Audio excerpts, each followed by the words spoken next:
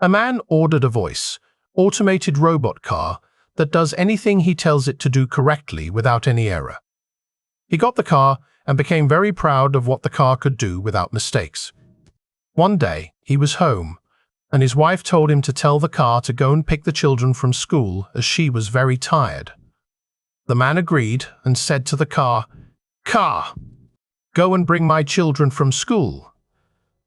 The car went and didn't return in time as expected. They knew something must be wrong. Several hours later, and with no car, the man became apprehensive. He dressed up and got ready to lodge a report at the police station. As he and his wife stepped outside, they saw the car coming with an overload of children. The car parked right in front of them and said, "These are your children, sir." In the car were their landlady's 2 daughters, their choir mistress's 2 sons, his wife's best friend's daughter, their pastor's son, and their neighbour's 2 sons. The wife, who was angry, shouted at her husband, "Don't tell me all these are your children." The man asked her calmly, "Can you first tell me why our children are not in the car?" Steve's elbow hurt. He complained to his friend, who recommended he visit a Swami who lived in a nearby cave. All you have to do is leave a sample of urine outside his cave. You won't see the Swami, but he will meditate on the sample, diagnose your problem, and prescribe a cure.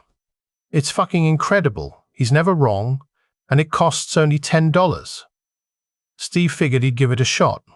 So he filled a jar with urine and left it outside the Swami's cave on top of a $10 bill.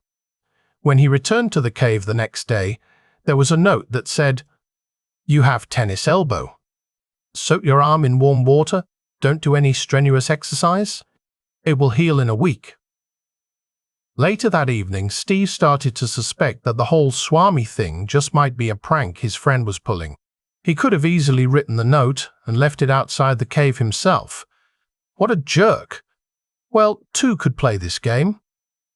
The next day, Steve left another jar of liquid outside the cave. This one contained a concoction of several different fluids: tap water, a urine sample from his dog, and urine samples from his wife and son.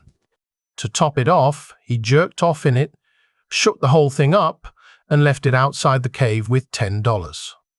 Then he called his friend and told him that he was having some more health problems and that he had left another sample for the Swami.